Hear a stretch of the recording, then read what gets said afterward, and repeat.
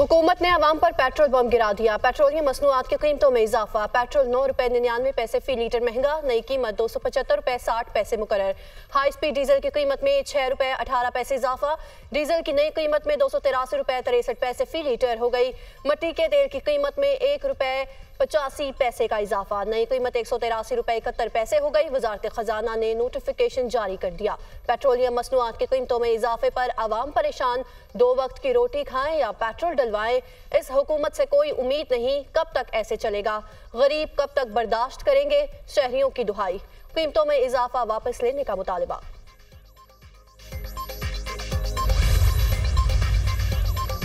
पाकिस्तान में सियासी जमात पर पाबंदी के फैसले पर अमरीका का इजहार तशवीश। लगता है ये पेचीदा सियासी अमल का आगाज है।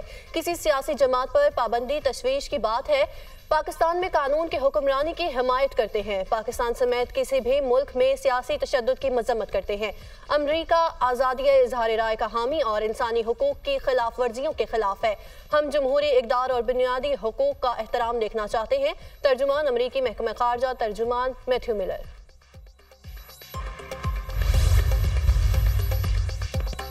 पाबंदी के हुकूमती फैसले पर पीटीआई बरहम। महंगाई से तवज्जो हटाने के लिए नवाज शरीफ, शहबाज शरीफ, मरियम नवाज ने खिचड़ी पकाई।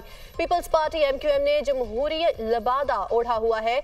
हम मुल्क में जमहूरियत चाहते हैं, सिविल मार्शल लॉ नहीं। अपोजिशन लीडर उमर अयूब की न्यूज कॉन्फ्रेंस। मुस्लिम लीग नून को कौमी सलामती के लिए खतरा करार दे दिया। सेनेटर शिबली फराज ने कहा कि छोटा मुंह बड़ी बात। हुकूमत में बैठे लोग हमेशा फिक्स्ड मैच खेलने के आदी हैं। तहरीक इंसाफ पर पाबंदी लगाना बच्चों का खेल नहीं। चेयरमैन पीटीआई बैरिस्टर गौहर ने कहा, फॉर्म 47 वाली हुकूमत मखसूस नशिस्तों से तवज्जो हटाना चाहती है।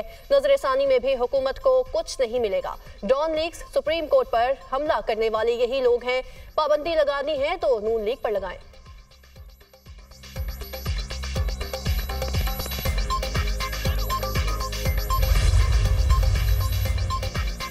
पीपल्स पार्टी का पीटीआई पर पाबंदी के फैसले से काबिल एतमाद में ना लेने का शिकवा। फैसले से पहले हमसे मुशावरत नहीं की गई। किन बुनियादों पर पाबंदी लगाने का फैसला किया गया है हमें नहीं पता। पीटीआई पर पाबंदी लगाने के हुकूमती फैसले पर पीपल्स पार्टी का रद्द अमल। मरकजी सेक्रेटरी इत्तलात पीपल्स पार्टी शाजिया मरी ने कहा, हुकूमत के इस फैसले के हवाले से अपनी पार्टी के अंदर मुशावरत करेंगे। एमक्यूएम पाकिस्तान का मुल्क में पैदा सियासी सूरत हाल पर गहरी तशवीश का इजहार। एमक्यूएम ने मौजूदा सूरत हाल का जिम्मेदार पीटीआई की गैर जिम्मेदाराना, गैर जमहूरी, इंतहाई सख्त गिर, रियासत मुखालिफ पॉलिसियों और रवैये को करार दे दिया। अवामी नेशनल पार्टी ने पीटीआई पर पाबंदी लगाने का फैसला बचकाना करार दे दिया। वफाकी हुकूमत का फैसला गैर दानिशमंदाना है। सियासी जमातों का रास्ता पाबंदियों से रोका नहीं जा सकता। सियासी इख्तलाफात अपनी जगह, लेकिन हुकूमती इकदाम गलत होगा। जिन कुव्वतों ने सियासी जमातों को इस नहज पर पहुंचाया, इनका एहतसाब होना चाहिए। तर्जुमान ANP एहसानुल्लाह खान।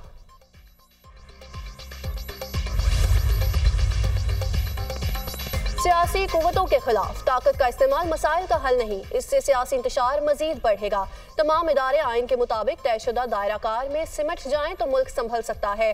ताकतवर हल्के जितना जल्द इस हकीकत को समझ जाएंगे, मुल्क और खुद उनके लिए उतना बेहतर होगा। बसूरत दिगर बिगाड़ बढ़ेगा। मुक्तदरा तस्लीम कर ले कि मौजूदा हाइब्रिड निज़ाम नाकाम हो चुका है। सारे मसाइल का हल मुल्क में असर शफाफ इंतखाबात करवाने में मुज़मिर है। JUI सरबराह मौलाना फजलुर रहमान।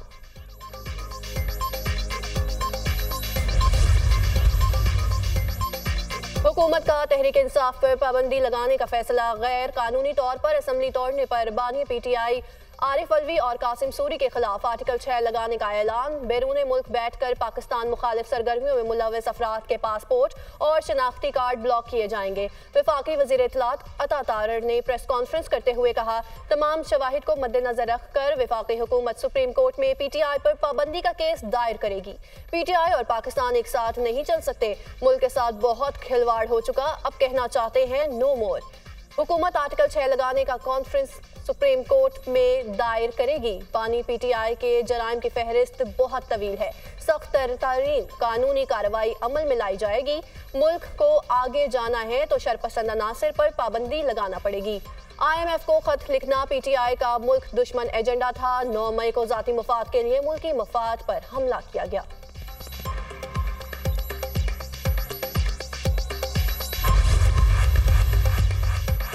मौजूदा सियासी सूरत हाल पर मरी में बैठक पर बैठक। वज़ीर आज़म शहबाज शरीफ की सदर नून लीग नवाज शरीफ से अहम मुलाकात। वज़ीर आला पंजाब मरियम नवाज भी मौजूद। मुल्क की मजमूई सियासी सूरत हाल पर तफसीली तबादला ख्याल। तहरीक इंसाफ पर पाबंदी समेत दीगर इकदाम पर अमल दरामद की हिकमत अमली पर मुशावरत। वज़ीर आज़म ने सदर आसिफ अली जरदारी समेत दीगर इत्तेहादियों से राब्तों और मुशावरत से आगाह किया।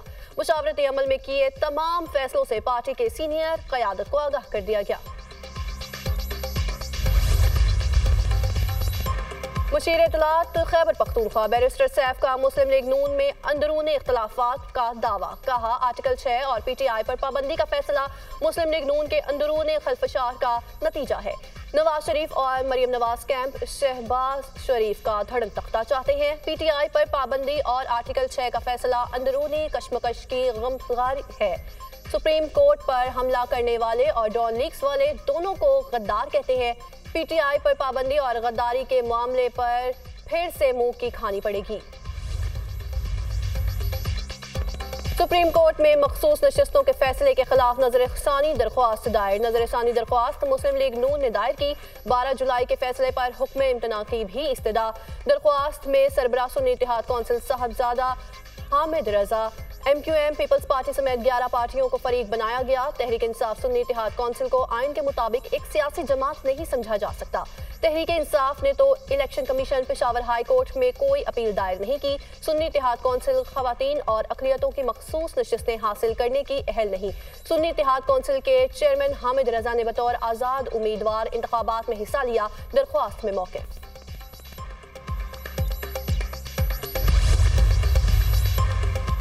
चीफ जस्टिस का सुप्रीम कोर्ट में 4 एडहॉक जजेस की तकर्री का फैसला। जुडिशल कमीशन इजलास 19 जुलाई को तलब। जस्टिस रिटायर्ड मुशीर आलम, जस्टिस रिटायर्ड मकबूल बाकिर का नाम एडहॉक जजेस के लिए तजवीज़। जस्टिस रिटायर्ड मजहर आलिम मियां खेल और जस्टिस रिटायर्ड तारिक मसूद का नाम भी तजवीज़ किया गया। चारों रिटायर्ड जजेस के नाम chairman judicial commission chief justice Qazi Faez Isa ने तजवीज़ किए। नवासा रसूल हजरत इमाम हुसैन और शहदाए करबला की अजीम कुर्बानियों की याद। मुल्क भर में 9वें मुहर्रमुल हराम की मुनासबत से मजालिस और जुलूस। कराची में मरकजी जुलूस मिस्टर पार्क से बरामद होगा।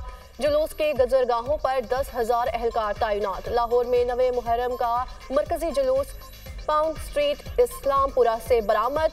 अज़ादारों की गम हुसैन में नोहा ख्वानी मातमदारी। कराची, लाहौर, पेशावर, कोयटा, रावलपिंडी और दीगर शहरों में सिक्योरिटी के कड़े इंतजाम। CCTV कैमरों से जुलूसों की निगरानी।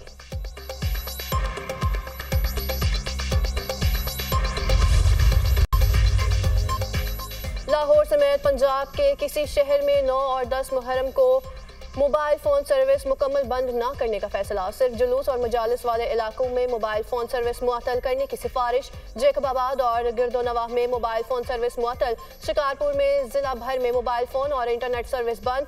सिंध में 9 और 10 मुहर्रम को डबल सवारी पर पाबंदी आयद। पेशावर और कोयटा के मुख्तलिफ इलाकों में मोबाइल सर्विस जज़वी तौर पर मुअत्तल।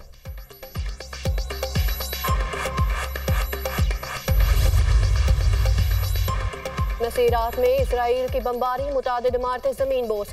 बमबारी में 6 फ़लस्तीनी शहीद। गजा में गुज़िश्ता 5 दिनों में बमबारी से 300 से ज़ायद फ़लस्तीनी शहीद, 800 जख्मी। सेक्रेटरी जनरल अक़वाम मुत्तहिदा एंटोनियो गुतेरेस का कहना है कि गजा में कोई भी जगह अब महफूज नहीं रही। अक़वाम मुत्तहिदा की रिपोर्ट के मुताबिक गजा में 40 मिलियन टन का मलबा बिखरा पड़ा है।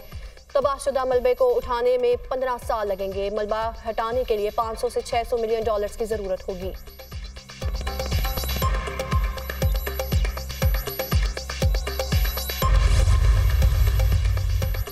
रिपब्लिकन पार्टी ने डोनाल्ड ट्रंप को बाज़ाब्ता तौर पर सदारती उम्मीदवार नामजद कर दिया। कातिलाना हमले के बाद ट्रंप पहली बार पार्टी कन्वेंशन में मंजर-ए-आम पर आ गए।